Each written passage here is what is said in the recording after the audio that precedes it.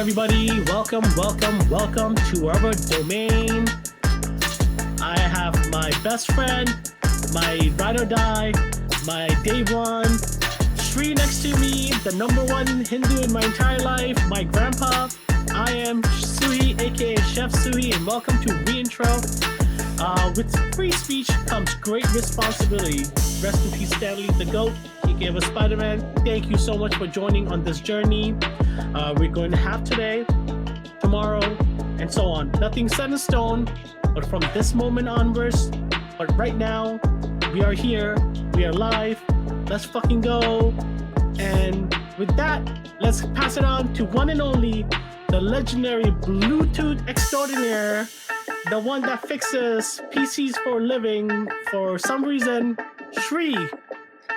Hey everyone, just like my best friend said that this is a free space for all of us, and we would talk about random topics along with experiences that we all have shared together in life, and where we work, where we are. There will be a lot of foolish things said. There will be a lot of things said that people might not agree with, and people might be able to relate with. So we hope you enjoy this with our simple conversations that we have, and we will be inviting some of you folks, some of our close friends over who have been a part of this experience to relive this, and maybe for future generations to learn or just to have fun.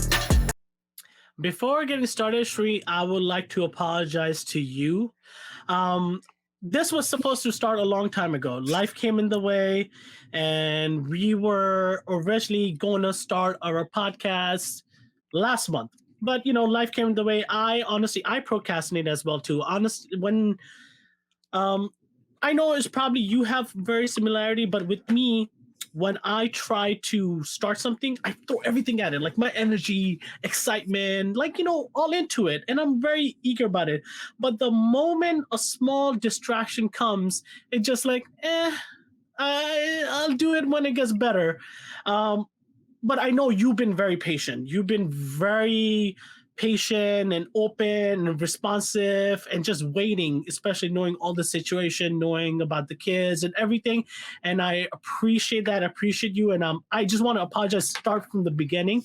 And with that said, what's your number for being, for being gay? What would be your number? I need to know. Everybody has a number. I don't know, but you don't have to apologize. And I'll be very honest that the reason, yeah, I have been back and forth too, but I must say that it's you don't have to apologize. I think for something like this, you have to be in the right mindset. You know, have certain things clear in your head before you start to begin, because you have your self doubts about a lot of things, and it's best to take your time. And when you're ready, like we are now, we're taking a step at a time, and I feel this is going to be great. This is not something that we have expectations or anything like that. It's just free talking and just sharing experiences. That's it. So no apologies needed.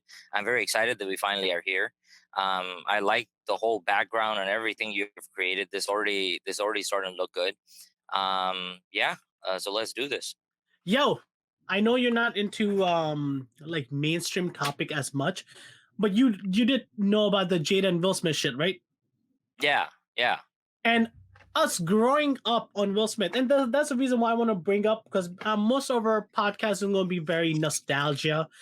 We want to reminiscence into the good days, because we have had great days, and we're going to go into that.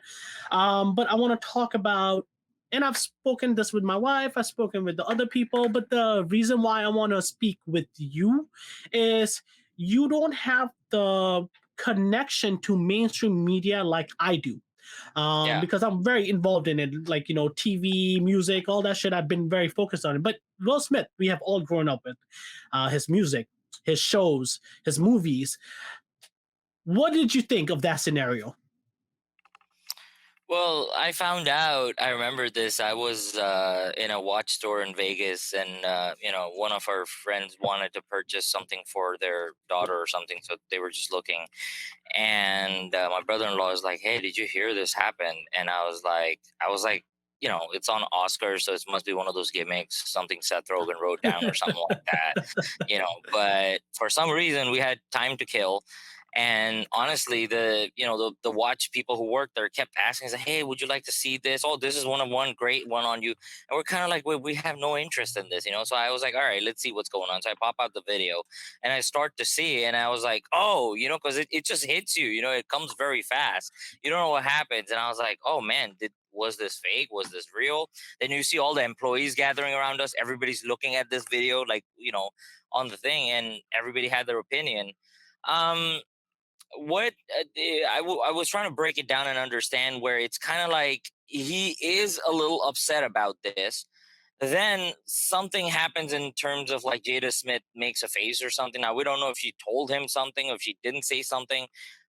If that was happening right there, why didn't he just get up at that moment and do something? Why did he have to say all of this, then get up, then walk over, then hit him, walk back smiling, angry, or not sure like what?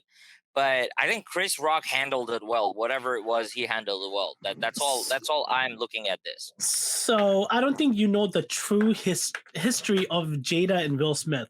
Do you know the Okay. whole entanglement? No, I don't. I Okay. don't know if there was a backstory. I do know So that that's his second wife, right? so let's get to this. So the reason this is back when Will just became, he's getting famous. He's doing Fresh Prince. And he has met Jada back like when they were young, like 18 and stuff. They obviously had a relationship. She got pregnant. Jada's mom she basically forced her to get married to Will. Jada was in love with Tupac. So, like, yeah. So even and they have an open relationship, an open marriage. Basically, they have an open marriage, but they really don't, because it feels like Will doesn't want an open marriage, but Jada does. She had an entanglement, basically a relationship behind Will's back with Jaden's friend, her son's friend, who was Jaden, as in Jaden her Smith. her son, Oh man. his best friend August. He was basically going through rehab or something like, drug related. He was on the down low, so they were trying to help him. You know how the Smith, they like to help Sure. their people or whomever, whatever, especially Will Smith and them. So Jada helped by fucking him and being with Oh him. man. So she has a show called The Red Table Talk. On there, she likes to be, it's like her own version of a podcast slash reality show, where they just sit on a red table and they just talk about shit, and they're open and shit comes out. So Will and people listening, my V's and W's, I pronounce them like a straight up fob from India. So get fucking used to it. My daughter makes fun of me. And Anaya makes fun of me so much with this. She's like, Baba can't even pronounce his English properly. So 10 points. yeah, to Gryffindor. So then they were on the table talk, Will and Jada, and they're talking, and they talked about this. And she goes, I had an entanglement. And it was like, what is entanglement? Like, there's no such thing as entanglement. You legit cheated, whatever. So they talked about this. So ever since then, she has become the joke of their relationship. And people call Will like an idiot, a moron for somebody saying, because honestly speaking, he can do so much better. Fuck Jada. I don't give a fuck. So everybody knows this. Everybody knows that Will has to put up a lot of shit. They went through almost being separated and all that shit to, like, going getting therapy and getting the family back together. Like, Willow went through a whole phase. Jaden basically went from a phase of heavy stardom into complete shit. And I feel like that has to do with the fame of Will, because bro, Will Smith, he started legit from the bottom. A dude from West Philadelphia. Like, he went from there into one of the biggest stars, music, movies, comedy, everything, bro. Like, Will Smith, for our generation, was the biggest star at that time. Yeah, biggest star. Independence Day, it was big. Fucking Independence Day, Enemy of the State, MIB, bro. Like, name it. He was on everything. He was the biggest star. There was honestly nobody, especially an African American actor. I don't think there was anybody that could have touched his scale. even Denzel was there, Samuel L. Jackson was there, Morgan Freeman. They were like, A-list actors, African American actors. But Will Smith was at that moment, he was Michael Jordan. He was Yeah. the Michael Jordan of entertainment. So Jaden has a lot to live up to, Like, especially coming in Karate Kid. I like Karate Kid. Like, Jaden Smith was a good, for an American actor, especially with Jackie Chan, they had that chemistry. And like, I was like, I can see him being Will Smith's son. I said, you know what? He has what it takes to be decent. Is he Will Smith? No, not at all. Will Smith, I Am Legend. Like, he has great movies where he has done excellent stuff. There's movies where he sucked too. Like, for example, did you see King Richard? No. Bro, he won the Oscar for it, rightfully so. Like, he was phenomenal. So Jaden has a lot to live up to. He has a lot of shoes to fill. If people look for it, like just like Shah Rukh Khan's son, they're like, he will never be Shah Rukh Khan, rightfully so. So he went through his own phase. He went anorexic, depressed, might have been like addicted to drugs. I'm not sure. I'm probably making shit up. Whatever. Fuck it. He was addicted to drugs. Let's call him that. He was an addict. He was very skinny. So they had all that real life experiences talk about that. So Will was trying to keep everything together. Then they had this. So the Oscars and stuff, they went to the Oscars. Will is obviously nominated for Best Actor, most likely going to win because he had the table right up front stage. And then Chris Rock made this mediocre, bro. This joke was so lame, like legit, bro. He could have, if he wanted to roast her, he could have legit went like for the jugular. This like looked like G.A. Jane. She was wearing a green dress.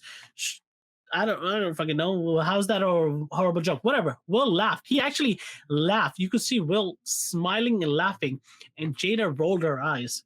So when she rolled her eyes, the camera shifted to Chris Rock, and he's like, it's not even that bad. Whatever. He's just saying that because Jada basically gave that look.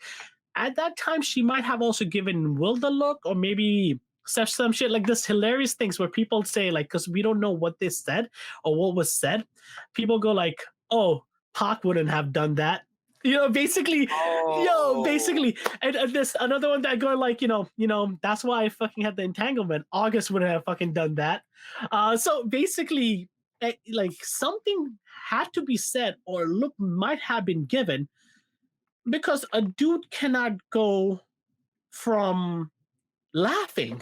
He laughed to nah, fuck that. I'm gonna go beat the shit out of him or slap him. Like, yo, you need to either not be completely sane there or mentally exhausted from this relationship you might have this with this individual, and to the point of explosion. You basically probably had this manifested in your head. Legit. You might have had arguments with your wife about stupid shit, and you like you probably do all the time too. I do, where I have an argument and I manifest and have stupid other arguments that lead to nowhere. It's like my own black hole of Reddit in my head. I just create that shit. Imagine at the end of the argument, you lose where you were going with it. You know what I mean? You're still mad, and then you're like, I don't know why I'm mad. I'm just mad. Now, Will Smith, no matter how much the fame, no matter how much the success, no matter how much the wealth, he is human at the end of the day. He has those emotions too. So think about this toxic creature that is your wife. I am going to say that, not my wife, not your wife, her, Jada, fuck Jada, Team Will Smith always. She who is not in love with you, she who did not want to marry you, she who has other relationship with, bro, it's kind of weird. Like, I know it's not frowned upon about if a father gets with your daughter's friend. Sometimes it's like, in the boys community, it's just like, yo, that's the shit and shit. Honestly speaking, I find it disgusting. Either way. We didn't grow up like that, man. See, I gotta tell you something. See, like when people are like, oh, you're married now, life must suck. And quite honestly, I can't relate to that. I can't explain to that, like it's kind of like, no, I waited to be at this moment and I'm here and I'm actually happy, Yeah, we all have our quirks. I'm not saying that, oh, just because she's a woman and it's the other side, there always going to be that differences. I mean, you have to accept and understand that, you know what I mean? But that does not mean that my life sucks, or it's be like, oh my god, why did I get married or something. No, I got married because I wanted to get, and I'm very, very happy with that. So many a times when you're like, oh, this happened, or in that sense that there's the boys club with the, yeah, it just doesn't work with us that way. I don't know. See, I feel like that's the information that was passed on, especially us being guys. We're very I feel like we crave stupidity because it's awesome. Uh it's like if it's dumb and you do it, you'll be like, I'm not gonna do that dumb shit. So good for you, bro. Good for you for being that stupid. So we encourage stupidity because just like Jackass. I love watching Jackass because it's the most ridiculous shit people are putting their lives and their testicles Yes, on. Like yes. legit, like Steve-O is getting his dick cut with the new one, bro. He had a fucking bees on his cock. Like bees. Ouch. And I I think it haven't was seen the new one, but I can't. I want it's to watch it. hilarious. It's so funny. It's so funny, bro. The first 30 minutes I was crying in like laughter. It's not offensive, and I'm not taking offense to any of this, is because I would never do this. There's no way in hell I would fucking do this. Why? Because I actually think I love myself more than they do. They basically are doing this for entertainment, but I feel like they're so bored and like lonely about what life really is for them, and they want to push their boundaries, and I'm completely okay with that. So they grew up in that. That's the same way people are thinking, because I feel like masculinity has always been encouraged. It's always been like, men are kings, women are side pieces, or they're not respected on that scale. It's completely wrong. That's why I bring it up. That's why, like, I haven't supported, and I know you haven't supported a father figure getting with your daughter's friend. um it's weird. It's weird on many levels. Yeah, it is weird. Just like it's been brought up, and I know it's very common in our culture, especially mine, in religion wise, where a young girl, like 16 to 18-year-old, will get married to a 40-year-old. For what fucking reason? There's a generational age gap. Yeah, Generational, marginal. Like 5 years makes a difference, bro. If like the music and movies and game taste I have in myself versus my younger brother, which is a 17-year difference. Somebody I've known since he was a baby. Somebody that's I know. No, I don't know him. I don't know him. That's the thing. Like the best example I can give you. I do not know him. How the hell are you gonna like? You don't have the same taste. I cannot understand. I cannot understand, and I can never fathom. If you have 20 years age gap, you do not have any similarities. When you were in college when this person was born. Is whatever. It's not okay from either side. So Jada yeah, did this with her son's friend. So Will Smith is already broken. He's already broken. He's a public figure. He is well known. He's a very huge social media icon and a legend. He's a legend in this, and I think every single generation can respect him. Every single generation can identify with him because he's growing with his kids. He's trying to grow. He's trying to protect his family while being married to this witch. So he mentally was already prepared for this. So the moment if she gave a look, he was like, you know what? I know what the fuck to do. Nobody was there to tell him yes or no. He just mentally prepared himself because in crisis situations like this, even if you have your best friends, even I have you, there's situations where I can communicate with you, but I cannot understand you. Same way, you can communicate with me and I can understand you because we're not in each other's shoes as even though as much we try to. yeah. With him, I'm pretty sure he went to therapy. I'm pretty sure he went to this. I've gone to therapy, and I think therapy is a wonderful thing. Yeah. I don't know about couples therapy, and I feel like couples therapy would be tougher because you're trying to be open at the same time reserved because you care about the person next to you. Yeah.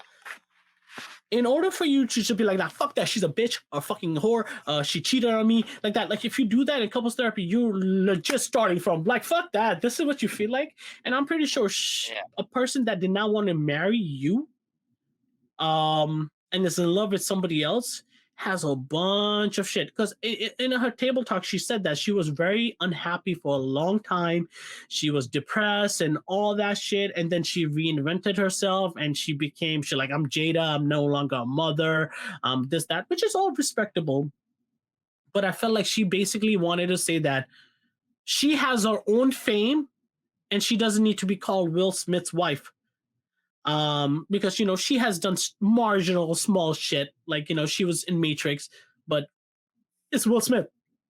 It's Will Smith. Like Yeah. You can't. There's no it's comparison there. it's Will Smith. It's like the best example I could give is Donald Trump and Melania Trump. We care. Donald Trump, like, is the image. Everybody Yeah. would talk about Donald Trump. Everybody makes fun of Melania Trump. Man, Melania Trump, because she's no who. Like seriously, who? What has she done to be known? Like, why are we going to talk about her? Like, I uh, would.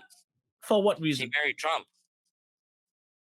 Okay, so but you see, Trump's wife, her identity, like sad as it is, she's not like she Yo. doesn't need to think that, and everything she's doing is basically because of her husband's name. Mm. I Okay. don't know much about the this person, the first lady or ex first lady, former first lady, Mm. but um, I do know that Michelle Obama did a lot of things, and she's not just Barack Obama's wife, but I think she was also first lady. Like they genuinely, when you talk about one or the other, you almost tend to forget that yeah, they two were married too, and you know what I mean. It's kind of like, oh wait, no, they've done impressive work. So in that comparison, what has this Trump first lady do, like into comparison to any of them? Let's just say she started a red table talk. That's it. That's it. Basically she used his platform to create this be kind initiative. It's like don't be bullies online or some shit like that, like something original. So she legit be best. Sorry, be best. It's called be best. Or Um, being human be best. Okay. Whatever it is, bro. There's nothing, bro. Like legit, she did nothing, like nothing. At least Trump gave us entertainment every single day. I either woke up laughing or in fear. Those were the two things. Every day I woke up, bro, I went to Twitter to see what kind of crazy shit he said. I was very upset when he got deactivated, but Trump was he was fun. He was so much fun. Wait, you Like, got deactivated? yeah, he got deactivated for the insurrection shit. We'll come back to that. Let's just finish the whole Will Smith shit. We'll come back to this shit. Okay. But yeah, so with Will, I'm pretty sure he played this scenario multiple times because bro, if you're broken, especially keeping this, you want to make sure the person you care about, person you love, even like, you want to be there for them, like genuinely be there. This is the mother of your children. How you gonna basically? You're probably gonna go home and the kids are gonna be like, "Yo, mom, you weren't unhappy. We saw you roll your eyes, and dad was laughing." So, from a family perspective, he probably played that part. So when it came to go time, he went and he legit smacked him, and that smack was two things. Two things out of that. One, what a perfect form of some smack. You could see his legs pivot. Like it's like he did Muhammad Ali. He boxed, bro. He has trained for certain movies, and I'm pretty sure he has trainers because he became fat and lost weight. So he has trainers. So he can fight. Chris Rock doesn't look like he can fight. Chris Rock, um, like Chris Rock. I'll get back to Chris Rock and that. I just want to talk about first Wills, and then Chris Rock's like So Will Smith has experience as a fighter. So that slap was a technique. Like he basically had palm to face, and he was like his. And Chris Rock took it. Yo, he ate that slap up. Yo, I saw that and I was just like, gotta be fake because the way he took that slap was beast. Yeah, because he could have fallen. Like if it were really that hard, then he would have fallen.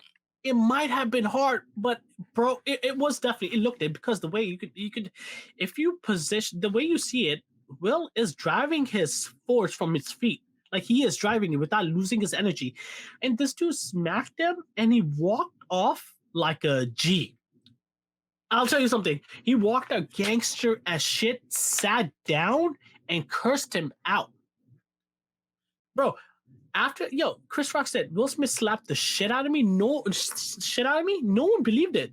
No one believed it. Honestly, I didn't believe it. I was just like, nah, this is some Hollywood Choreographed crap. Yeah. it has to be. It has to be. So he sat down and he's like, keep my wife's name out your fucking mouth. He said that twice. And he's like, and then Chris Rock, he basically stumbled. Like he was so shocked. You see on his face, like, holy shit, I just got smacked in front of 20 million people, technically speaking, live. Yeah. And Oscars, this is Andrew Schultz calls it the Virgin Super Bowl. So Oscars, it's a lot of people watch it, especially for the biggest award night in the whole world. This is like the biggest award in the whole world for movie industry. And if he and then Chris Rock basically stumbled and he's like, we're going to present the award for the best documentary album or something like that. He forgot where he was.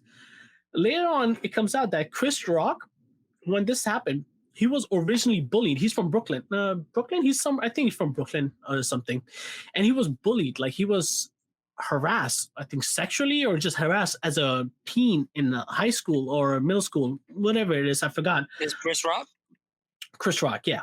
Yeah. And regardless of anything, if Will Smith sat there and just cursed him out, like, keep my wife's name out your fucking mouth, or I'm about to fucking come there and fuck you up, or he got up and left, if he did those two things, I would have sided with Will Smith. Yeah. As much as I love him for everything he has done, he lost me for what he did. All for fucking Jada. Fuck Jada. Who was the first lady? I forget her name. For who? Will Smith. I don't know. I fucking don't know. Bro, listen. I'm invested in Will Smith as a person. You have an elder son who plays football? Brandon. No, I don't know if he plays football. Brandon, though. I think Brandon. Yeah, so who's that? That's not Jada's son. That's not Jada's son. That's his first wife's. Yeah, that's what I'm asking. Yeah, I don't know her name. Oh, okay. That's what I said. I don't fucking keep up with the wives and shit. So if he was already married, then how can Jada's dad get him married to? I'm confused. Divorce. Oh. And then Jada's mom. Oh, I thought Will Smith. Okay. All right. No. Oh, good. But yeah, I'm okay with that then. So yeah, I mean, I was making sure. That's the whole drama. So now you're up to base. Now you caught up with the mainstream shit. So you learned something new today, Shri. Yes, I feel very productive today. I am glad. I'm glad I can help you knowledge with a topic and you could talk. Maybe I have bullshitted. I don't fucking know. Who the fuck knows? But I sounded like I knew what the fuck I was talking about. So I'll go with that. So what happens now? Like, has Chris Rock done anything about it, or like? So he basically he had an option to sue them. He had an option to sue Will Smith. He didn't. He ain't no snitch. But Will Smith has been banned from the Oscars for 10 years. And there are reports that Jada and Will Smith are going to get a divorce. Yo, Will Smith lost everything, bro. Legit, this dude messed up his career with fucking Jada. Now, I'm still confused about Chris Rock. So what was his story? Is he married? Is he like Does he have like what's his story? I think so. He's married and he has kids. But then, like, I mean, Chris Rock said that or something, but it's not like he was personally targeting just these people. He was He's a comedian, bro. No, I know. Listen, everybody gets roasted, bro. I mean, come on. You roast me, I roast you. That's just. Should do. I feel like. I just feel it was unnecessary. That's all. Listen, it was just a little childish. What like what Will Smith did. So I don't know. No, as a comedian, especially your job is to entertain, and a comedian is supposed to be hilarious. It's supposed when I view a comedian as somebody that has more not unlimited restriction, more freedom to verbally say shit that you cannot say out of this area, like to entertain. I went to Andrew Schultz was it his tour, his comedy show, his stand-up comedy show. So I'll come back to that. So as Chris Rock, a comedian, he is supposed to entertain you. Like Amy Schumer made a joke earlier about Leonardo DiCaprio trying to save the world. His Greenpeace or green shit for his girlfriends because they're 18 years old. He's trying to save the world for his girlfriend. His girlfriend that are 18 years. You know how Leo dates younger girls? Oh, okay. I did not know that though. But okay, yeah, so. For him. I mean, whatever makes him happy. I don't know. Whatever. But in Leo's case, of course he's gonna get younger chicks because he's one of the biggest movie stars of all time, one of the best movie stars of all time, and he's Leonardo DiCaprio, bro. He can do what the fuck he wants. For some reason, people consider Titanic to be a good movie. I think it's. I still haven't seen that movie. I've seen it in parts. It's so overrated, bro. It's like 3 hours of boat sinking. Like what's gonna happen. You're trying to basically watch this love story, which ain't anything special. Honestly speaking, I think for its time, it was the way it was portrayed and stuff, the grandeur and everything like that. That makes sense. You know what I mean? For the movies that were being made around that same time, they did, and the impact was pretty big. I don't think they expected the impact to be that big, but I'll tell you something. I see Notebook too, and I felt like Notebook was also overhyped. I like Notebook. It was a little. I don't know about. I personally, I thought it was a really sweet story. I actually like the Indian version better, and I'll tell you why. What's the Indian version? The one with Ajay Devgan and Kajol. I never saw it. I forgot the name of it. Let me check right now. Let me tell you the name of it. I need to know right now. Notebook movie. Really? Yumi. Is it Yumi or Hum? I don't know. Is that Yumi or Hum? I think it might be you. Okay, whatever it is. So the reason why I like the Indian version better because it explained Alzheimer's better. It explained the disease and it showed you like there's a scene where it's hitting her and she has a baby and she puts the baby in the bathroom and she steps away while the water is rising. First of all, I wasn't a parent then and I understand now she fucked up from the beginning. Okay. Horrible parent from the beginning with or without Alzheimer's. So I wasn't a parent then, okay? But me watching this, I watched both of them back to back, right? So she basically leaves the baby there, starts filling the water up, the water starts rising up top, and the baby's crying, and she forgets because her Alzheimer's hits in. She forgets her baby's in the bathtub. And you see it rising, the suspense is there, whatever. So it gave you that horrendous feeling of how brutal this disease is. While in Notebook, bro, this was like a dumber version of 50 First Date. At least 50 First Dates was better. I honestly think 50 First Dates was a better movie than Notebook in a romantic standpoint and medical standpoint. Yeah. Well, 50 First Dates, I think one's on the romantic and one's on the rom-com side. So I get it. Yeah, see, they're trying to fucking, first of all, Rachel McAdams and Ryan Gosling, beautiful people doing that shit. I understand that there's the charm, the sexiness, whatever you want to call it, bro. But like from a movie perspective, that shit is so overrated, so fucking overrated. Like Ryan Gosling's best, like what's that movie he did with Steve Carell? Um, I don't know. Hey, Emma Watson's is into Emma Watson, Emma Stone, Ryan Gosling, Emma Stone, Steve Carell, Crazy Stupid Love. La La Land? Oh, Oh, Crazy Stupid Love. He did Crazy Stupid Love, and he was great in that. Like he's done movies like Ryan Gosling's good in like Dry, Crazy Stupid Love, La La Land. He was not bad in as well. I haven't seen Um, La La Land. he's a good actor. La La Land honestly is like every single Bollywood movie made into an American movie with better CG. Okay, it's a better funded, cinematically, visually Bollywood movie. If Shah Rukh Khan and Kajol had the best funds and American dollars, they would make this movie. Um, I didn't think it was anything special. I He honestly was did in the not. movie that you made me watch, and I thought it was an impressive movie. Which one? Fracture. Fracture. Why does this just sound You made me familiar? watch. You made me watch this movie. Fracture. I remember your body Fractured. beauty. Fractured. Yes.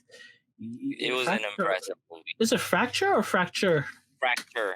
Fracture. Yes, Anthony Hopkins. Yes. Yeah, no. Yo, Ryan Gosling is a good actor. He's a Yeah. good actor.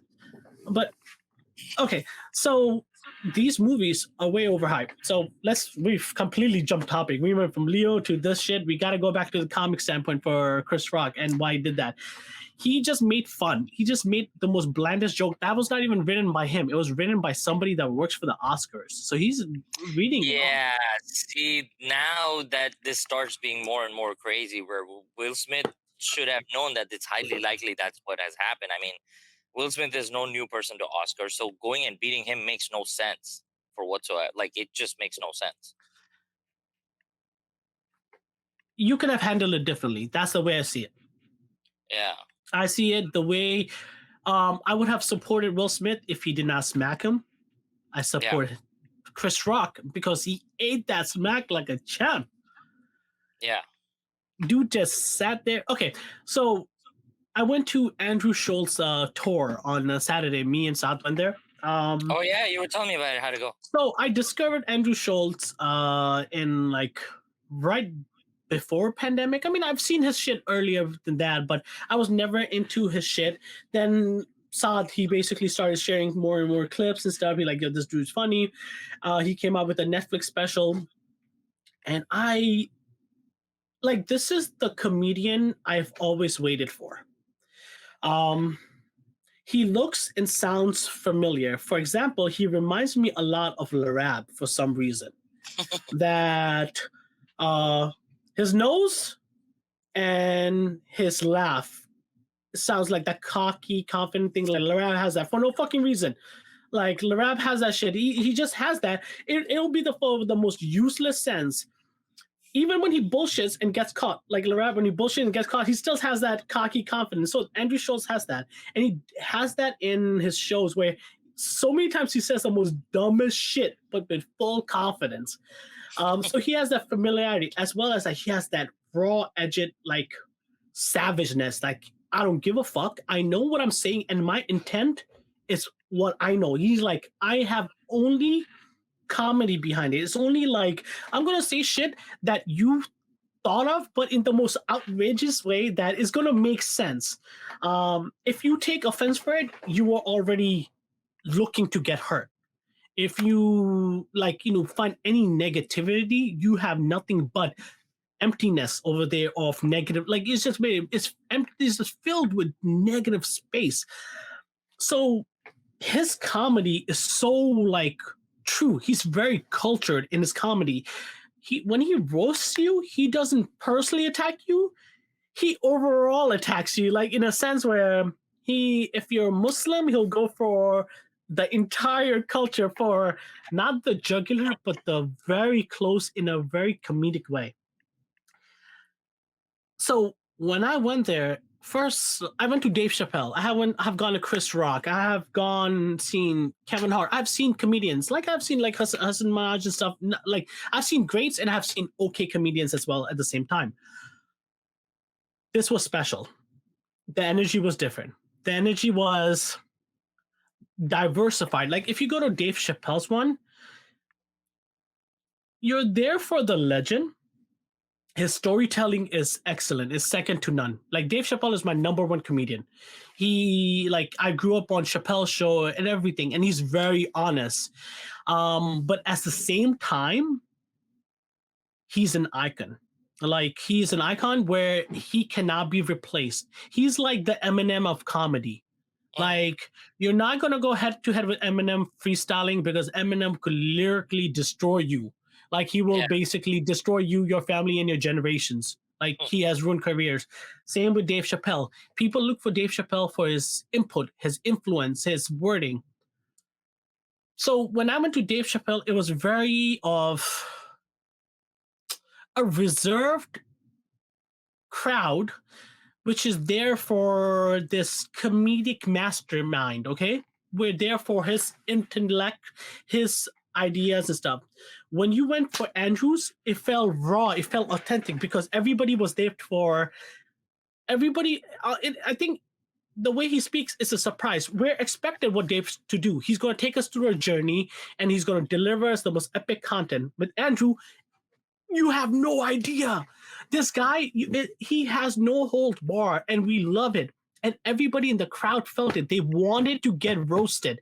They wanted to get destroyed. They wanted the most craziest shit, and everybody accepted that. Like Bill Gates was there, bro. Bill Gates was there? I think the 10:30 show. Nice. So they talk, and I'll get back to that, okay? And I'll tell you why this guy is special beyond any belief. He's my second favorite comedian, and he's the greatest stand-up comedian of all time. Stand-up, and by stand-up being like he can roast you like crowd work. I don't think Dave Chappelle can do it that much. He can talk to you and do hear hits and misses, but he's more of a journeyman. He's a storyteller. He's more about his jokes have punchlines in them, but they're prepped. They're years of work. While Andrew doesn't need that. He will basically do that on the spot because he is a people's person. He is born and raised in New York. He was born in Mount Sinai Hospital in New York. So he is New York, and like a New York culture, and we have some of it, is we're not going to take shit. If just like you said, we roast each other back. That's what the New York culture is. If you're talking with your boys, you're basically, if your boy says shit, you're gonna go for his jugular. But fuck you, I'm coming back at you too. Is that competitive friendship? Yeah. Is that competitive rivalry? It's the feeling of, nah, I'm not gonna let you walk over me. I'm not gonna, but at the same time, we're gonna laugh about this. That feeling, he has that in that charm and stuff, and he practiced over it, and it took him 14 years. This was his first event in New York City as a tour in Radio City Theater, one of the most prestigious theaters in the world. I think I saw Dave Chappelle there. Wow.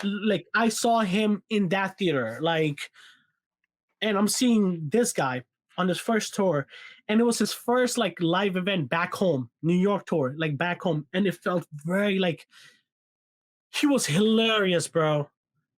He was so freaking funny. I feel like there wasn't a moment where I wasn't shocked and surprised. I wasn't blown away by his intellect. One joke, he says there was a Pakistani couple sitting in the front, and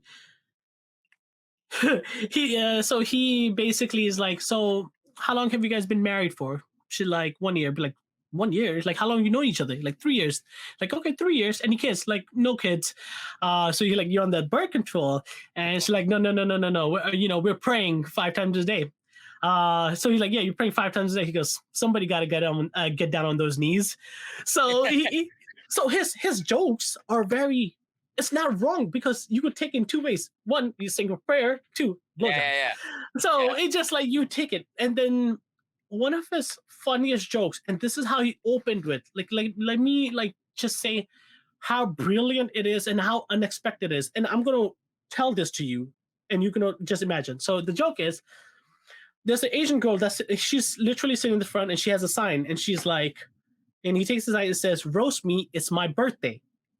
Okay, so he's like, Miss, have you seen Squid Games? Have you seen Squid Games? Yeah.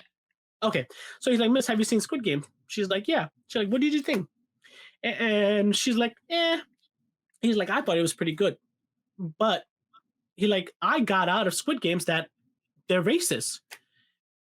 And everybody in the crowd like, what? How can they be racist? He goes, half the Koreans died to red light. He goes, he goes, he goes, half the Koreans died to red light, green light. Like they don't know traffic. Like they can't understand it. He goes, leave it to the Pakistani dude to save them all. Oh. He goes, I will always. I'd rather get in a Pakistani Uber. He goes, he's talking to a Peggy dude in front. He goes, I'll get in an Uber with you before I'll get it with any Asians. That's crazy.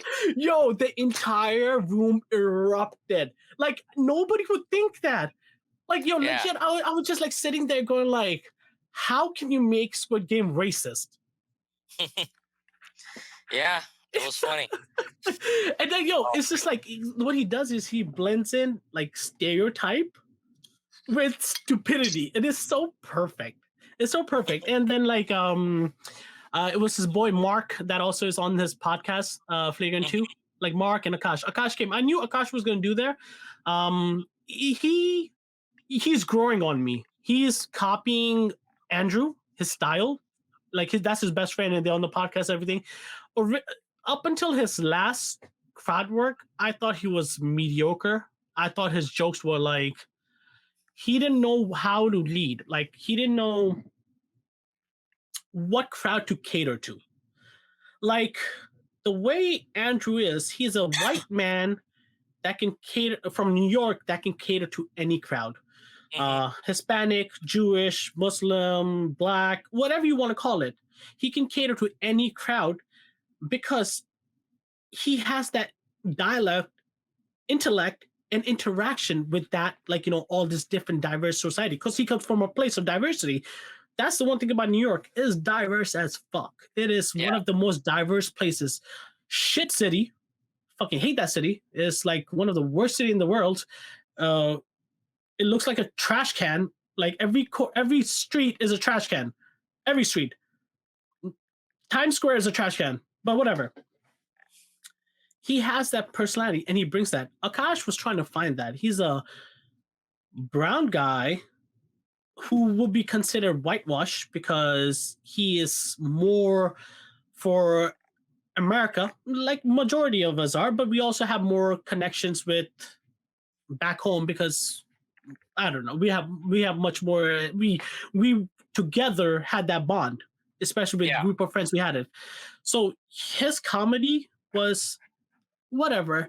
Now he has actually started like doing comedy like Andrew and attacking brown culture in a very smart way, like in a savage way, like bringing our stereotypes and using that as comedy. So which is paying off. Because our stereotypes are hilarious. Like we can, we have a lot of unnecessary things that we have around, and they can be like, someone who doesn't understand it. It's just a big why, and you're kind of just like, I've never questioned this. Now I don't know what's a good example of it, but I'm sure as we get more along with this, we will come up with some of those scenarios that's like, why? And it's just like, we just don't know, but it's always been that way. Nah, should do. But I know you should definitely start watching this. Start watching his shit, man. Like his podcast, I look forward to every week or whenever it comes out, because then they're that raw, like real intellect, real information, um, and stupidity as well. I mean, like, I want to get to that phase, and I know I can get that with you, especially like, look, he's doing it with his best friend, his brother. I'm doing it with my best friend, my brother, and there's nobody in the world I'd rather do it with. Reasons why: the comfort level I have with you is only second to my wife. That's Well, that's thank the you. best. That's the best example I could give you. Like, there's I could tell her anything and everything, but there's also some stuff I can't, and Yeah, yeah. that's Well, I think that's the same with me too, right? And I think the funny thing is that my wife already knows that, that there are certain things that I just won't be able to tell you. It's not that I don't want to tell you something. It's just, it's just something that goes on the sideline. But there'd be things I'll be easily be able to talk to you about. You know what I mean? And yeah, it happens. I think it's not that. I think it's because it's not fair to them. It's one because we have that bond, whatever is stupidity, and we call it. Plus, I mean, I have known Anna longer than I've known you. Yeah, Um, absolutely. but as bros, as brothers, as guys, there's things that we can understand each other with less Yeah, verbal yeah, usage than with yeah, them. Um, because I feel like, because in a girl's mind, bro, and I've seen it. They have, I don't know why, but it's like so many emotions at the same time being triggered. They can basically trigger multiple emotions at once. I just know hot or cold, sometimes in the middle, but it just those. So if I'm in the middle, I'm either going this way or this way. There's no like temperature rising or temperature falling. It's just like high or low. That's just I made. I made. I'm pretty sure you made the same too. It just biologically we can respond depending on the situation we're thrown in or we're presented in. If and I've learned it the very hard way, where certain words, what you mean to you, don't mean the same to them. Oh yeah, and that can really throw off a whole different trajectory. That has happened many a times, and it's articulation, right? You're right. There are certain words that you might just say, and to them they could just be like, or they could just take it completely the other way and be upset with you. And if especially if you're in a setting where you can't recommunicate and fix that, now that whole band of that knowing are they upset, are they not upset, stays with you until it gets resolved or you get into trouble, one or the other. So yeah. No, but this so this I'm gonna say this, and Akash said this, and I laughed at this. And he said at Andrew Schultz's show, he goes, when you're boyfriend girlfriend, I feel like it's harder to be boyfriend girlfriend than to be husband and wife.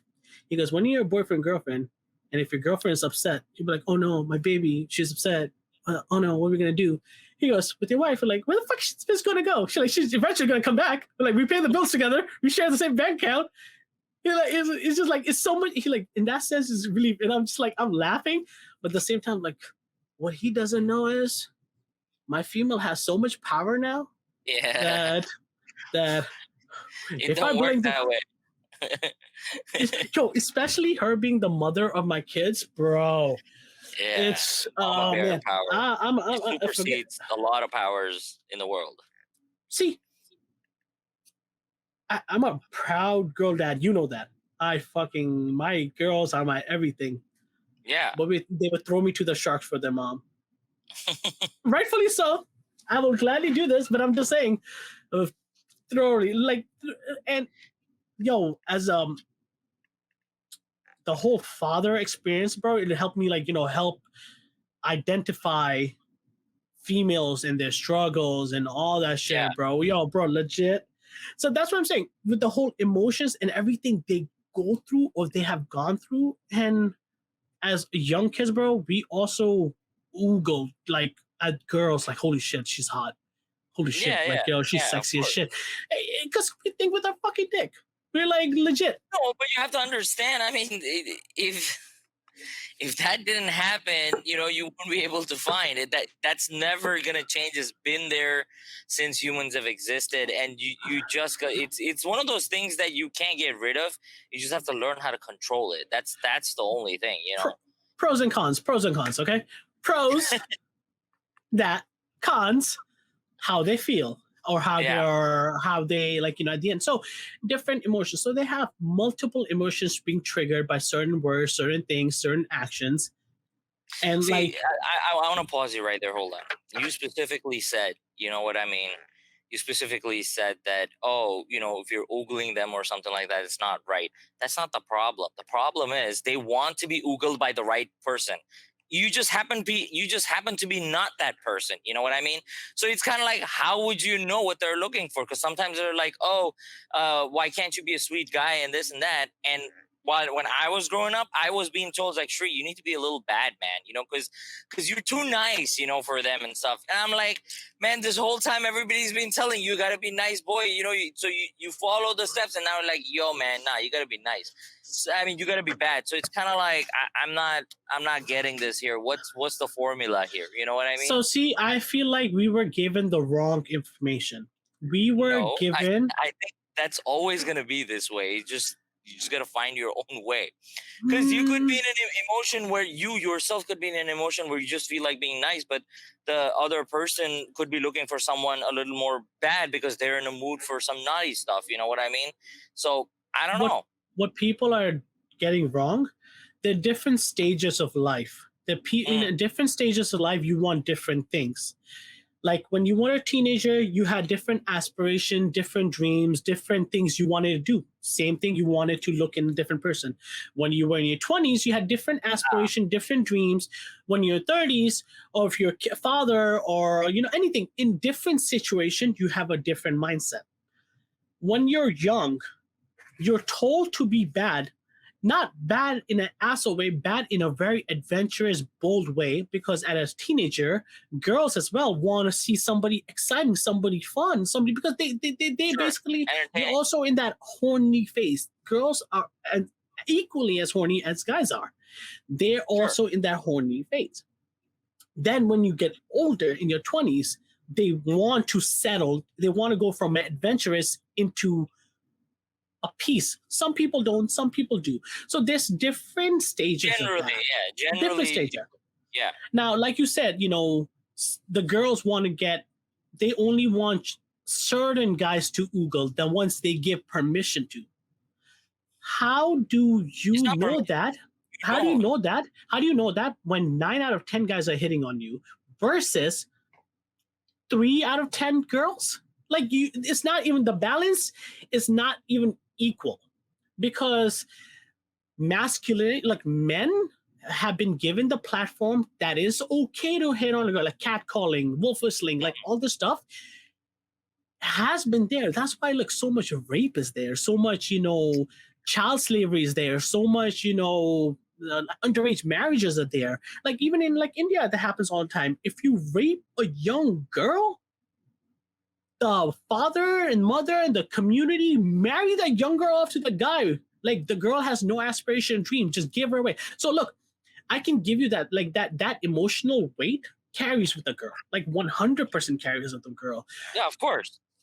You're So creating more psychopathic people just by doing things like that versus not being able to understand. See, some of these rules and some of these cultures were designed way back in the day, or cultivated way back in the day, where the population wasn't enough, people weren't experienced, and mankind itself was still, as we still are, was trying to make things right, which worked in everybody's favor. However, in today's world, we can at least understand that what's wrong is wrong. You know what I mean? It don't matter how or what, and it has to be handled, you know the correct way, because even as a community, you decide that this is what you're going to do, does not mean, even through terms of karma, terms of religion, terms of law, that is correct. You know what I mean? So now you got to make a decision, that are you going to be this cult level community who makes these kind of decisions, or are you going to go with where mankind is going? You know what I mean? I feel like we are slowly progressing that way. We're not there yet. and I don't think we're gonna be there for a while. I'm hoping it happens in by the time my daughters are old enough. There's still going to be stereotype, but I feel like there's so much more information, and the fact that there's pros and cons of cancel culture. You know what cancel culture is? No. Okay, cancel culture is a new like cult, internet cult. Okay, they use their power for good and bad. For example, if a politician or somebody big, for example, Kevin Spacey, you know Kevin Spacey, House of Cards.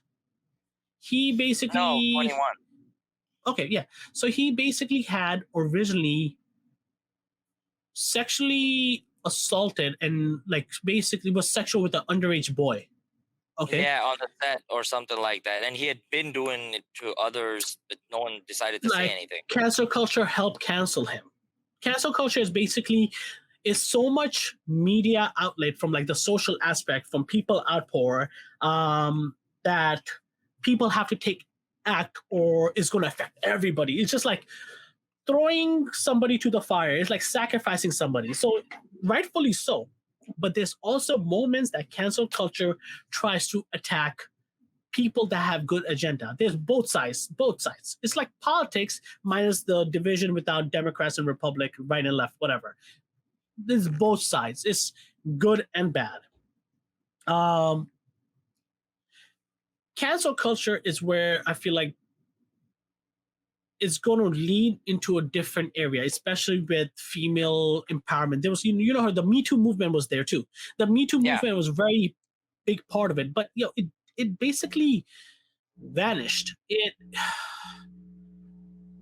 It had an agenda, but I feel like it messed up very good. It took some of its victims, like it got Harvey Weinstein, it got like some of the people, like Epstein, whatever, whoever you want to call it. It didn't And take it was everybody. worldwide. It was, but I feel like it died down after that. It legit, I feel like Yeah, it legit died I down. haven't heard anything about that recently. I really haven't. Yeah, so that I feel like the change has happened.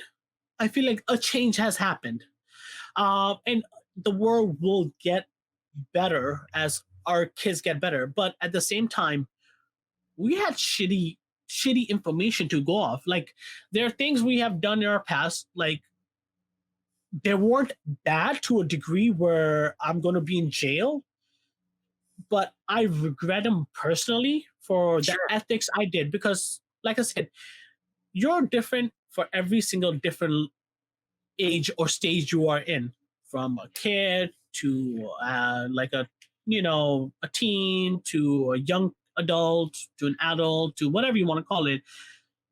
And I'm pretty sure you have it too. There's moments where I just sit back and I'm just like, holy shit, I cannot believe I did that shit. But the thing is, like, that was the information that we were given. That was the information we were fed. This is the information we were set. And I won't lie. I won't lie. For a fact, it's just that even in our culture, like female dominance is ultra rare. Ultra rare. Where I myself, my mom was a housewife. Like, Yeah, so was mine. yeah, I mean, and majority of the people you Homemaker, know, yeah, majority of the people you know, my aunts, my like any relatives are homemakers.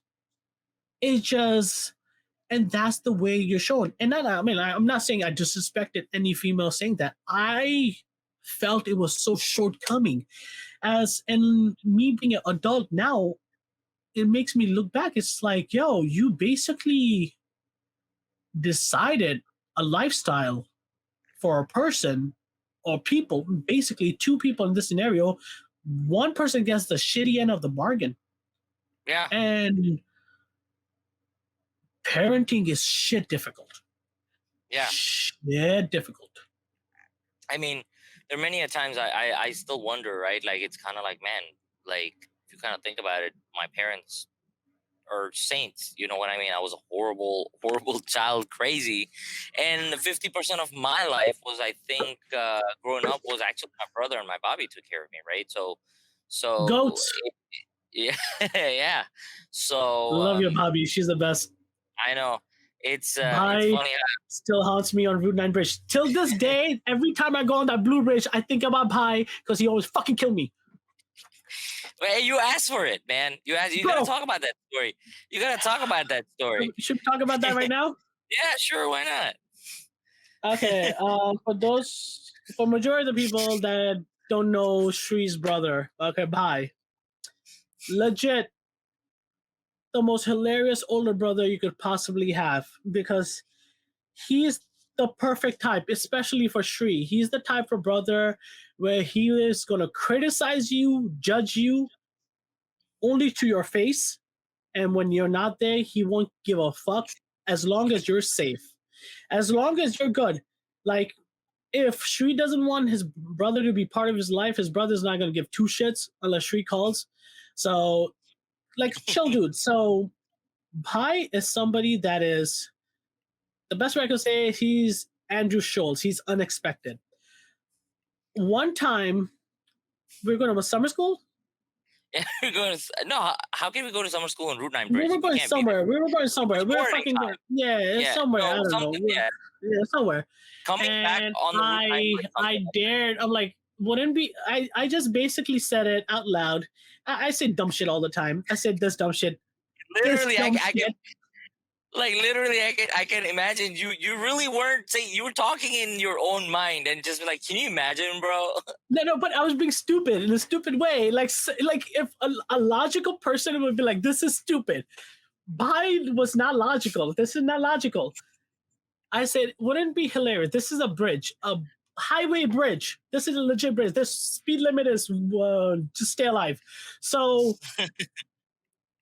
I'm like, "Wouldn't it be funny if somebody just stops and goes reverses on that bridge instead?" I've seen it done in action movies. They're fucking movies. This makes sense in movies. My dude does that in real life. He stops the car in the middle of Blue Bridge, and we're in the middle lane of the Blue Bridge, and starts reversing. I'm sitting in the back seat. I'm sitting in the fucking back seat. If anybody hits me, I die first. Like legit, I'm gonna die first. You didn't think that through well. Listen, yeah, that was pretty. Bro, that was crazy. It is one of the most best experiences, and I like in a sense, people are gonna be like, "Oh my god, this is pretty the thing." He knew what he was doing. Oh yeah, he was smart. But the thing is, like,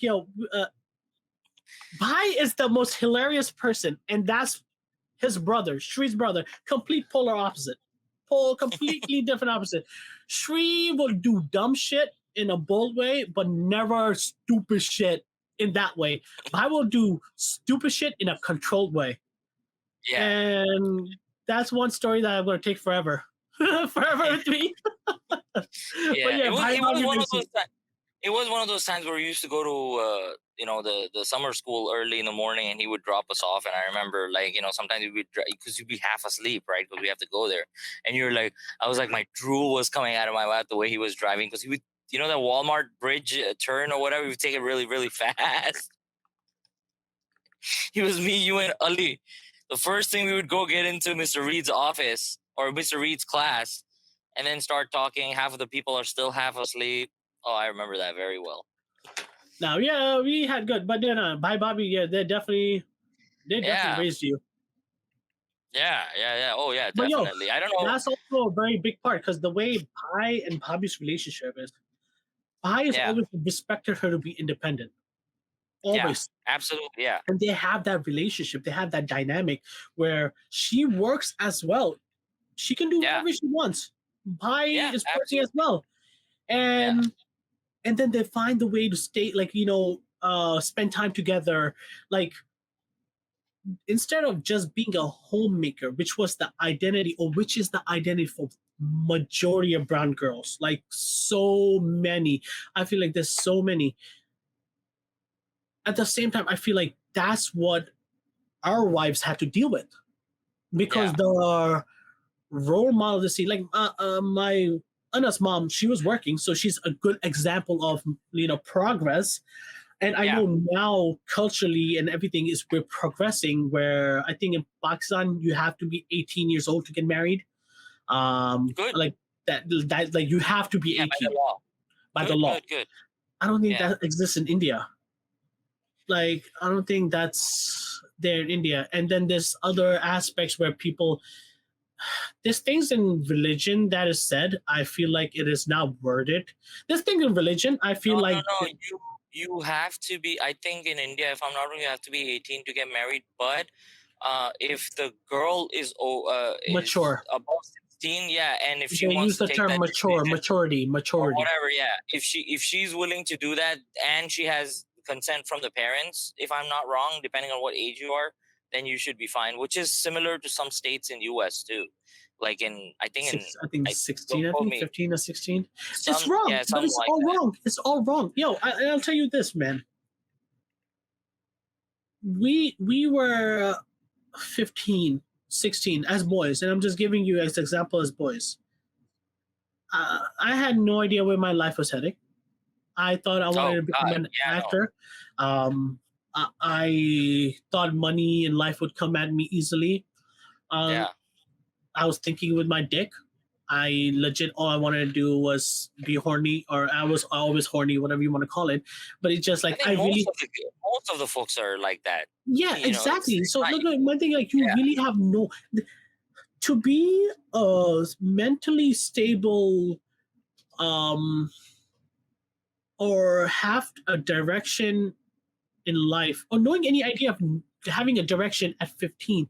Outrageous, outrageous. Forget. I don't think you even know your life at 18. Um, no, I even think now, even now, I think even it now, took me a while. you're Yeah, yeah, even now you're learning. Like it took yeah. me forever. I'm learning every day. I'm growing every day. No way is it okay. You're still a child. Honestly speaking, I think I was a child till like at least 20 something, bro. I did Yeah, childish yeah, shit. yeah, absolutely. Like things Man, I I did childish stuff even after I got married. You know what I mean? Where I was, it just took some time to understand. But it just yeah, yeah, like you mature. That's the thing. You cannot read in a book or you cannot hear from somebody else and understand like this is just going to happen. I feel like you understand it as you grow. yeah, yeah, But absolutely. at 15, No, it's a little young. But you know what? Some people have different situations, right? Like I can't explain it, but just giving a simple example, someone who's Amish, you know what I mean? In their culture, they get married early because their mentality is that you're gonna live the same set of rules that have been created by our community, and you don't have to go. You don't have to worry about evolution. You don't have to worry about, if you don't have electricity and stuff like that, right? Like there are a lot of things that immaturity increases when you have a lot more options and a lot more scenarios and situations, whereas in their communities the scenarios, situations, the sunsets and the sunrises are calculated in terms of like this is where the cycle is going to go. So someone actually stepping out of that and jumping out of that would be very different. Like I'll give an example. It kind of hit me when I was in Jersey. I went to meet one of my clients, in one of the other areas on the East Coast, and it was a town which was a little more, how do I say, a little more intimate. You know, everybody kind of knew everybody type of town and stuff like that. In fact, I've lived in some of those towns, working them. Mentality out there is very different. I'll give an example. You'd be like, in when I was growing up in India, it's like, oh, everybody in America has a car. You know what I mean? Everybody's super wealthy. Everybody has a car. Everybody has ice cream in their fridge and stuff like that. Right now, when you look at all the stuff right now, me coming from there, listening to this, you kind of understand that everybody has a car because they can't get anywhere without the car. You know what I mean? The car is a necessity in this country. Now, having that understood, going back to these kind of areas in US, mind you, in US, and talking to some of the people, and I find taxi drivers who are like, oh man, I don't like this computer stuff. And we're in the world of Instagram, and this guy is saying I don't appreciate computers. I mean, when was the last time you used the word computer? You know, it's a laptop, it's a tablet, it's a phone, or whatever.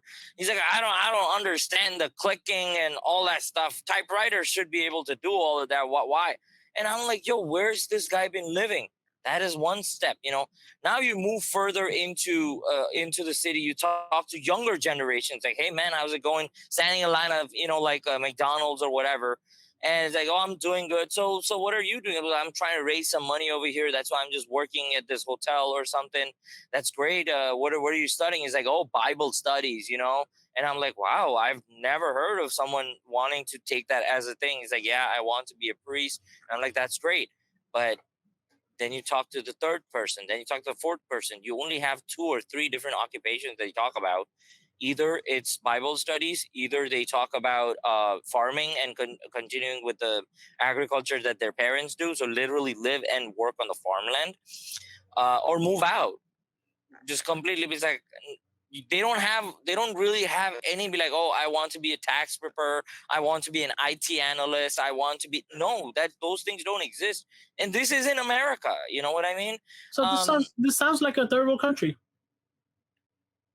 I wouldn't say third world country, because they have the options if they ever want to. So if they ever want to, for any reason, step out of that world and hop into a hospital, it will be just a few miles away.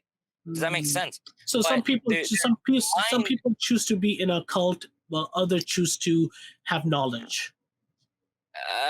yeah, I mean, some people I would say are probably very satisfied with the knowledge that they have been provided, and they would like to make better and stay that way, and not be. They might feel that we're getting polluted by the knowledge that is coming from outside. What we are given is the only pure knowledge. You know what I mean? Mm. Regardless if now I find these similarities in my own religion. You know what I mean? On our own side, where I wouldn't call it racism. It was like, oh, whatever we do is the best. You know what I mean? Nobody else does it as better as we do. We should respect everybody else, but we do it best. You know, we Okay. are the best, you know? And you see that same thing in certain other areas of another part of the world, in another country, which is actually not a third world country. You know what I mean? They're quite developed, and they run the world if you think about it, which we live in the country in many cases. So I asked a lot of people, what would you like to do? He's like, oh, one day I'm going to sit in a plane and I'm going to fly across this country. I love it so much. And I'm like, I'm sorry, how long have you been here? And they're like, oh, I was born here. And I'll be like, so you were probably like, what, 20, 30 years old? And he's like, yep. And I'll be like, and you have never sat in an airplane? And they'll be like, nope, but one day I will. And I, not one person, I asked multiple people over the year, I mean, over the months and stuff. And you start to realize that, you know, their dream, they will be like, oh, the closest person, where do you want to go and live? They'll be like, oh, I'm going to live in Chicago. You know, and it's like, wow, that's great. Chicago is a great city. But I never hear that, oh, I want to go to New York or something. And if you tell them you're from New York or Jersey side, what is it like? Like, do they really have like those tall buildings and stuff? And I'm like, man, I'm in America. This is not what I was taught when I was growing up in India. I was told everybody's super wealthy over here. Everybody has cars. Everybody goes on vacations everywhere on the planet. What is going on over here, you know?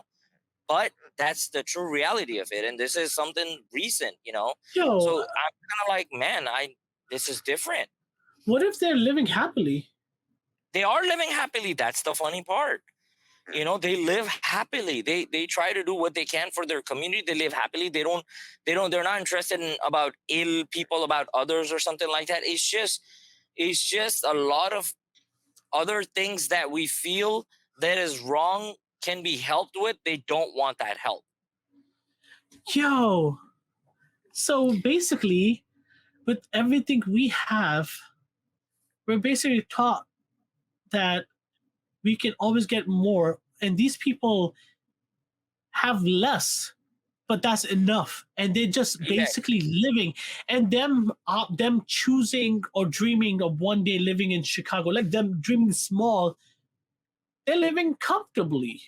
they're very comfortably living. Their children are generally a lot more well behaved than the children that you find in cities. Now that's an exaggeration. I can understand that because of what I've seen. I wouldn't count that as statistics or taking any jabs at anyone, but it's just what I've seen, the way they respond to you, the way they talk to you, the way they children in the city talk back to you. It's very different. It's not Yep. about respect or not. It's a level of comfort that you are in their comfort world.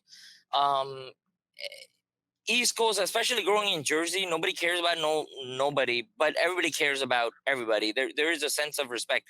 You come on the West Coast or the Midwest, it's very different. It's very different how people talk to you. People are willing to give you rides and stuff like that. It's not the same in Jersey and all that culture. So as you go about, I would say about 150 to 200 miles out of your radius, things always start to change from wherever you are. You know what I mean? At least for now at times. And then you also have this other culture on these areas, which are super technical culture. Um, it- how do I explain? Like, the most technical people and the most advanced technical people come out of these places because eh, as a part of yin yang, if you kind of look at it, right, like everything is white on one side, everything is black on one side. But when you're looking at that one black dot in the yin yang of the white side or the black, whichever side, it's still significant. You know what I mean? So when everybody around you is just not as tech savvy or interested in technology or knowing more, and you have one person who has no interest in any of this, he or she just wants to know what's out there in the world. You know what I mean? It's very struggling for them because you and I are on the same wavelength. You know what I mean? For me to have certain conversations be like, oh, I read a book where it said that Lord Jesus had gone towards the area of Himalayas before, this all started in his life. And it's also been talked about in this book where he learned a lot of techniques and tricks to help people, how to actually listen to him. Now, again, that does not mean that he went there to learn how to become a cult or something like that, It could be mean he went for his own meditation and he learned a few tricks of how to grow corn in one of the areas Education. or something. Education. It's just basic education. But when you're talking to someone like that, they would be like, whoa, are you trying to tell me that Jesus learned all this from the Indian books and stuff like that? And I'm like, no, that's not what I'm saying. It's, you see the conversation. I'll give you another quick example, which is, I don't think it's because it's a Midwest or not, it's just the people's mentality where I'm coming from. I was hungry in the morning. I walked into a Subway, and it's normal morning Subway. I wanted to just grab a sandwich and get out because that was the only store, or there were all steakhouses around me, which I'm a vegetarian, so I wouldn't really be comfortable eating something I can find at Subway. You know what I mean? So went into Subway, and I went without a mask. I mean, I went with a mask basically because it's natural feeling that you just put on your mask everywhere. And there was a family, a husband, wife, and a son or whatever. The son was waiting around the chips or something like that, and the husband is standing there. There's someone eating. There's only like few people in there. I walk in there, and the husband just looks at me, and he kind of just stares at me up and down. He nods his head or something like that. He looks at the Subway lady who's making the sandwich, and something just happens to him. I'm walking close by, waiting in the line, and his son is right beyond me, and he's like, whatever his son's name is, like, come here, don't stand next to him. And I was like, whoa, what did I say something? I was like, maybe I shouldn't, I'm not from around here, this is a small town, everybody knows everybody. I'll take my step back. So I step back, and this guy's like, I don't want any food from here, let's go. And he just stared at me and walked away. And I'm looking and I'm thinking, what did I do wrong? And I Because remember the first time when I entered the city, I was told, you don't need to have a mask here and stuff. It's fine, everybody's safe, there's no reason for a mask. That person didn't get his food. He got so upset with me because I was wearing a mask. At least that's what I think of, because I had no other relationship to this they were person. do you think they were anti-vacciners? I don't know about that. I mean, That I that don't could know. probably be But true. That maybe, or they believe they probably see you as left side and believing Dr. Fauci. I don't know who that is, but He's yes, basically that's he's what the I meant to one. say. That's what I meant to say, and it's kind of like the person, because the subway lady was wearing a mask, but then I'm kind of like, well, she's by corporate law, she has to wear a mask. That's why they're like, okay, she doesn't have an option. Maybe he saw you as a brown guy. When was the last time that happened, bro? Bro, I had to That's sing true. a Hindi song in high school just to That's join true. the That's true. Desi That's true, community. bro. Come on, Even you, I won't lie. When I first saw you, when Ali brought you, when we were playing cricket, I was just like, "Why is this white boy here?" Like legit, I was just like, "Why did Ali bring a white kid to play cricket with us?" I'm like, "This guy is not gonna know what the hell we're doing." I'm like, you know what? Whatever. I'm gonna hit it to the white kid. Yeah, No, I'm no, no. So still. yeah, It's funny, bro. It's funny how people will be like, yeah, she's Indian, but I'm not too sure about. And Meghna she's like, you get such a kick out of it, and I'm like, I'm not doing anything because Meghna is considered Indian in the Desi community, whereas me, they feel that I'm still like, they'll still question her. You know what I mean? They'll question her, but like she looks like Indian or Spanish or close to. But me, I've got Iranian in the last 2 weeks. Someone called me Iranian. Most of the time, people think I'm Spanish, so they just assume. And when I'm like, I'm sorry, I don't speak that well Spanish, they get offended. They're like, you should know your culture. You have no respect. That's what this knowledge does for you. And I'm like, sir, but I'm Indian. Oh, very nice. But still, you oh should know man. your culture. I mean, so anyway, this is 2 weeks. In the last 2 weeks, I've been listening to crap like this. So I'm like, okay. I mean, I grew Yo, up with this. Shri, But anyway, Shri, why don't you know your culture, bro? I don't know, man. I don't know. It's very tough to explain. You know what I mean? No, Oh no, man, but if they call you Iranian, they probably were calling you a terrorist, bro. yeah, probably. They're I probably don't like, know. yo, maybe I that's got what he called thought. terrorist. Maybe I he got thought you were Iranian, bro. He's like, yo, this terrorist is here. I gotta leave. I gotta leave the subway because it's owned by a terrorist, probably a packy dude, owned by one. probably. But how could he Probably, know any of that? I'm wearing a mask, dude. And I don't know, bro. okay, I have to take that back. I I think it could have been a mask. I was wearing a Wakanda mask. What? What? So what does that? What if he didn't like Black Panther? Maybe he hated Black Panther, bro. He like this movie is just a remake of Lion King. Fuck that. It did not deserve the Oscar nomination. Like I don't know, but yeah. It's I don't know, but and again, I can sit here and I can judge all I want, but in the end of the day, this guy grew up in this community all his life and everything like that, and he's looking at me. He's like, you know It's the what? information he's given though. It's the information. It's nurture over nature, Whatever it bro. is. Yeah, but the point is, to him, he's 100% right. He's like, I have been taught this. I know this is the truth. Who the hell is some random person coming out of some other place thinking they know But what they're talking about? No, but we that's have how that they think. example though. But we have those examples in us. We grew up with those examples. For like Yeah. friends wise, we have had a friend that basically viewed females as less dominant, and he did stupid shit towards them. Yeah. So Yeah, we have but had the thing is friends, like, but the thing is like, we all grew up together, but at the same time, the way he was taught how a female is, whatever, it's like nurture. Same way this dude that saw you at Subway, he probably is being fed the information from whatever media outlet he has, Wherever, newspaper, cousins, whatever you want to call it. Whatever information she will choose to believe. He, she, they, whatever pronouns, all that, all them shit. Yeah. Just like that, in areas you have visited, yes, they're comfortable, but also they're living a lie because the world is trash. No matter what bubble they live in, they're gonna live and die in that bubble peacefully. That is great. I wish that we had the information of that bubble. There's pros and cons of that bubble. Pros, Sure. happiness, comfort. Cons, yeah. incest. Oh yeah. Incest. Yeah, definitely. Underage marriages, like all that shit. So there's cons. The information they've been given, okay, The reason why and honestly, and I really, really, really feel this to the bottom of my core, like really strongly believe, and this is why I say this as a human. The Bible, Quran, any religious book has been altered. It has been altered. Over the years. Over the years. 100% because mankind is greedy. And if you give a man power, a priest, pundit, imam, or whoever you give them power, there will always be bad eggs. There will always be bad eggs in them. Half, half. There's nowhere like 2 or 3, no, 50-50. Half shit, half good. There's always going to be that.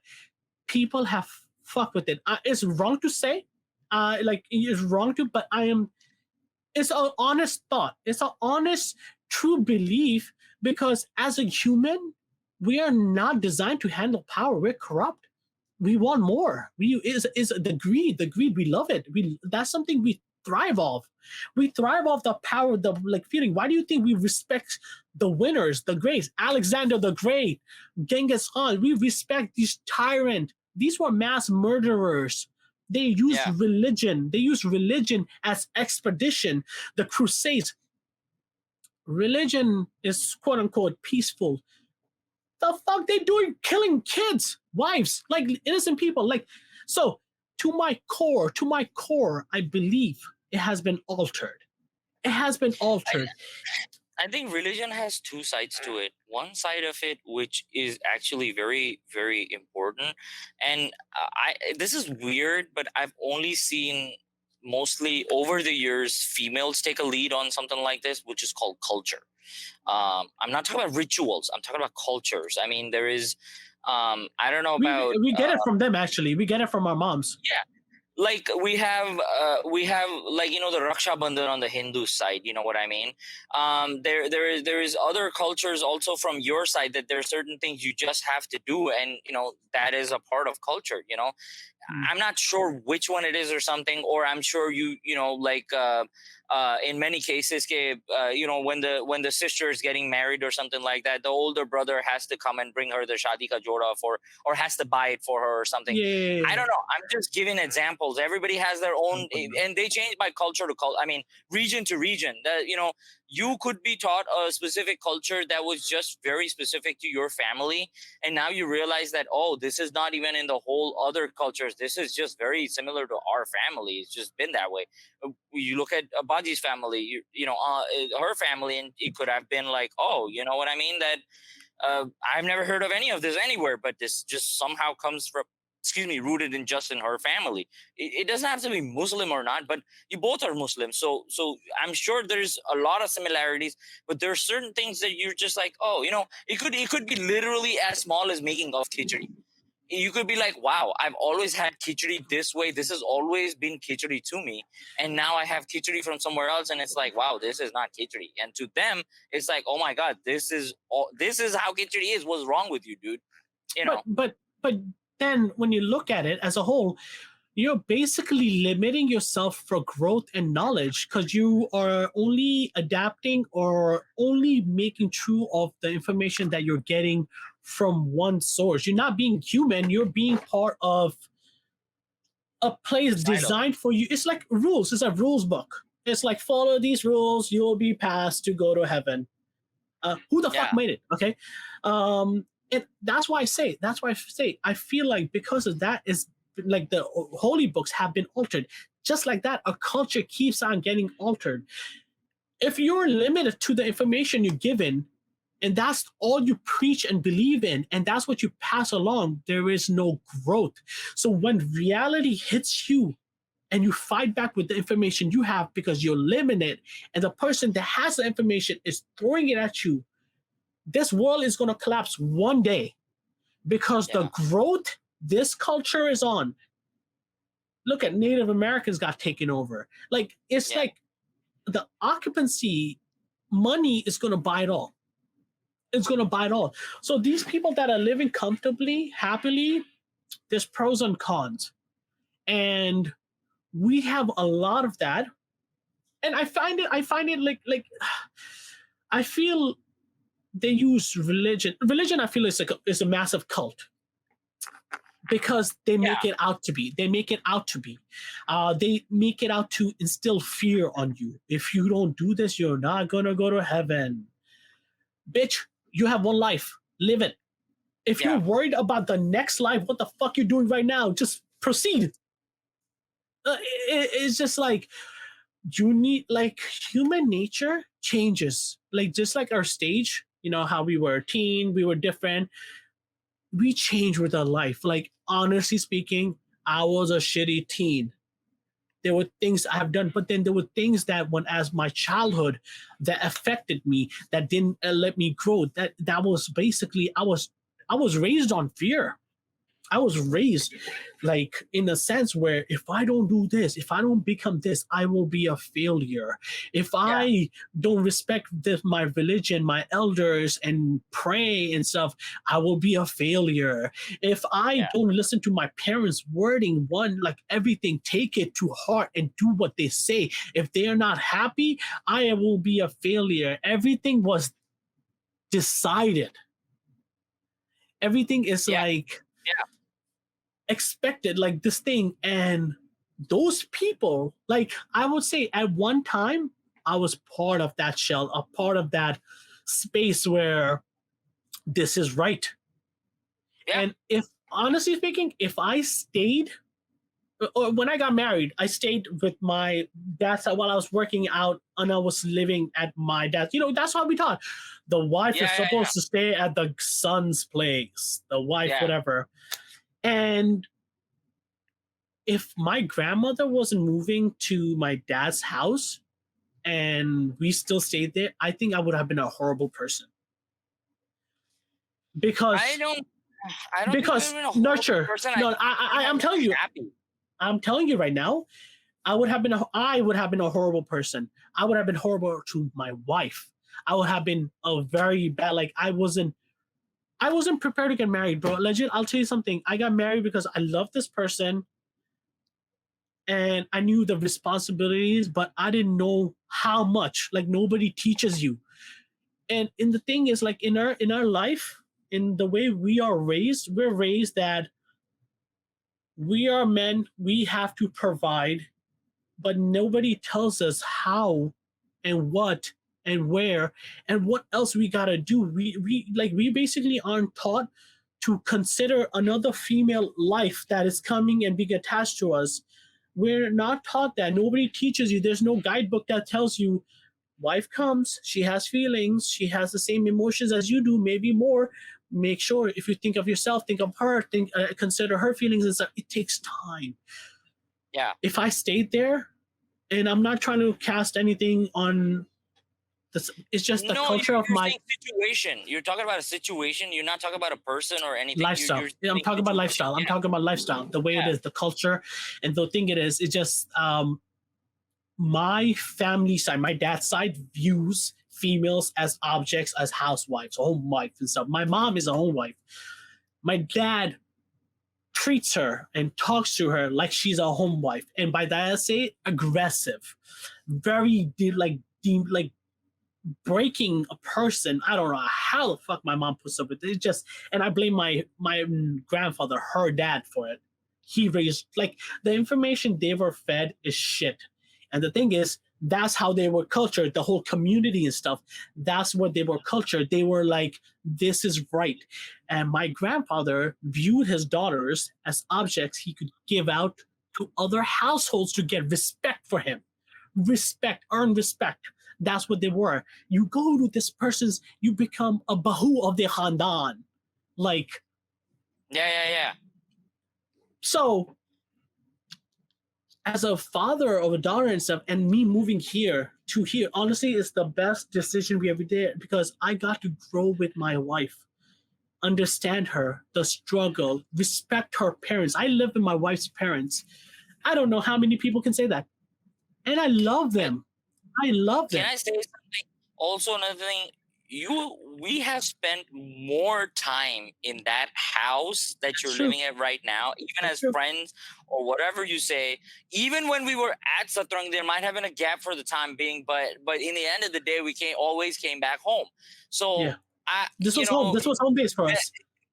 Yeah, exactly. It's as true as that. So there's no denying in that. It's not, and it's not just me and you or thing. It was a bunch of other people as a group. It has always happened, but it could have been you and I probably the most. You know what I mean? So yeah, Definitely me. Definitely me. yeah, But yeah, no, you're right. This was home. This was always home. Like yeah, everybody knew the best neutral pace of hangout was Anna Henna's house. yeah. We all knew Ami was the coolest mom. We all knew she loves like I talking shit. can Like Ami used to roast us, yo. Ami used to legit I can imagine a couple of times where we have gone to. Well, I have come there because you're still sitting there, just to say what's up to Ami, me and you. Like no joke, like Anna and I weren't even there, or just to pick up something or something like that, just have a conversation with Ami. It's surprising, but yeah, it's true, no. man. So it's just so because of my movement and coming here and getting all the noise out, like legit, like when you say Yeah, that that there's always that one person in the crowd of people, that one person stands out because that one person is able to remove the crowd noise, the white noise, everything out their ears and focus on something that's not being like, you got to do this, you got to do this, you got to do this, because they're like, fuck this, fuck all this, this is what feels right to me. You're you like, gotta jump. You gotta jump outside the box first. I mean, you leaving New Jersey, I'm sure, must have given you a different insight and be like, oh man, because to me, when I left Jersey, when you leave Jersey is what I meant to say is like for work or actually go live out, not like go visit Chicago and come back or this or that. Actually live on actually your live, own. yeah, yeah, yeah. Yeah, and I'm sure you must have realized like, wow, I had such a different. I always thought that whatever we have in Old Bridge, whatever we have in Jersey, is what America is like. New York is the best place in the world, and then you start going to all these different places, and you're like, wow, America is very different in different places, and some of them have no relationship to each other, but it's different. Now, your whether you your like it, your don't wedding like it, that's up to your you. wedding made me realize that a lot. Your wedding actually made What me do you realize that a lot. When we went out after your, I think your Mehndi, after your Mehndi, we went out and we went to a club. mean? Really? Yeah, yeah, we went to a Oh, club. you guys. Yeah, we did, not Damn you. it. What the fuck did you do? I wasn't So allowed to go or do anything. So yeah, yeah. yeah. So we went to a club and yes, and we ordered bottle service, and people were just coming there and sitting like in a cabana. We got a cabana, and like they coming just Oh sitting there, man, and then bad night. like bro, like legit, the amount of money we used to spend like at Fire and Ice and all these New York places. In Seattle, nothing at all, bro. We got a whole Really? cabana for $250, bro. In New York, it's like a table. Man. We got like bottles of Grey Goose, whatever you want to call it, and people were coming and sitting there. And in Jersey and New York, if somebody sits in your place, you better make Quick, sure they yeah, move. Yeah, yo, get the yeah, fuck off it. That's yeah. normal for them over You're there, not a part of my clique. I don't know you. Don't come close. bro. Don't talk to And me. and the people that come there are very friendly. They have good Yeah. stories. They have they're very open people. And we felt like the assholes. Like all of us, me, Amy, Sonam, all of us are like, yo, we're fucking assholes. Like we're the No, assholes. but you don't know. You don't know, right? I mean, when I came to Seattle first, we're used to saying a certain word, which is not very fair to say, is the N word. Now, I can't go explain to any third person who's not a part of our clique that we have no connection to that. It's just a part of a culture, man. It's like it's I say can't. dude. Yeah, it's like saying, dude. Now, I'm not saying that you are wrong and I shouldn't say this, or I'm okay with whatever it is. I'm not getting into that argument. But the point is that certain things we just do, right? Yeah. Excuse me, soda, the word soda, you know what I mean? Or they freaking call it pop and stuff. Oh, over there, I'm on the West Coast. They call it pop and stuff. So I remember in that third world country, they call it pop. Yeah, so I'm Over like in here, Seattle, we call Michael Jackson King of Soda. King of soda.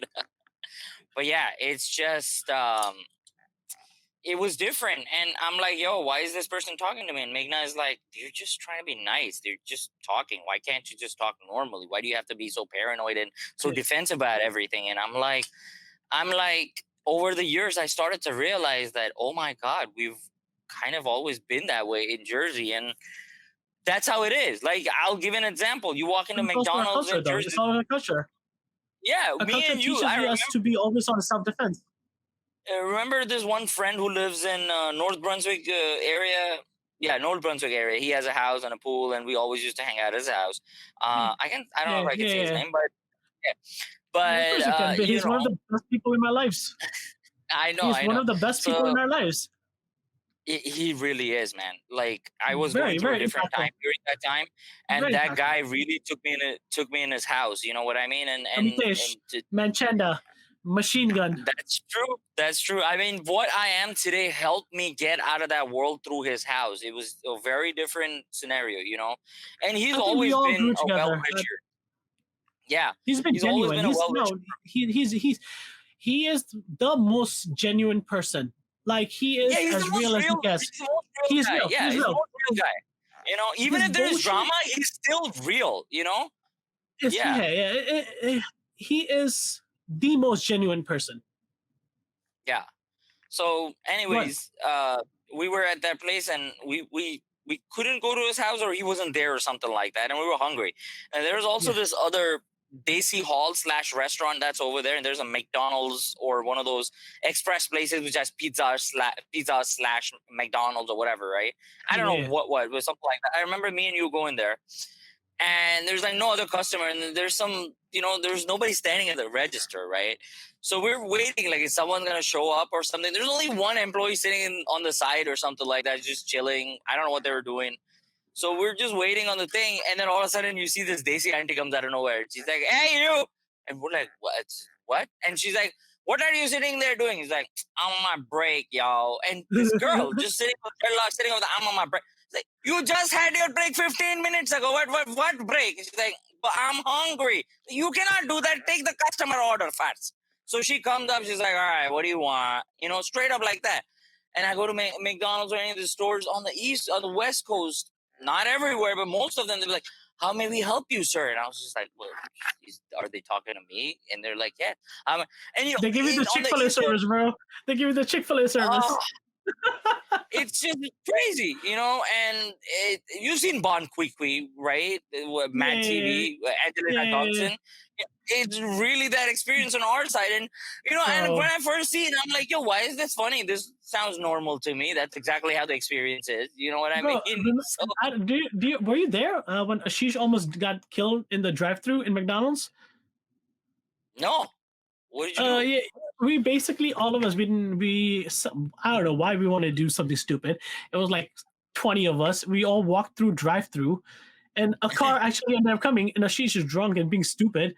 And so this car actually tried to run Ashish over. Oh, why? That's horrible.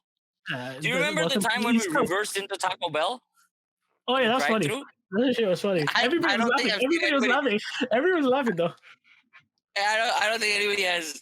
I talked to Megan. I've talked to a lot of other people, and they would be like, "Wow, I've never heard anybody do that." It makes perfect sense why you wouldn't. Like, anybody could do it, but still nobody has thought of it. I don't know why we just did it. I remember everybody in the front was laughing at us, and the guy in the drive-thru like, "What the fuck?" He's like, "What are you guys going?" He was just.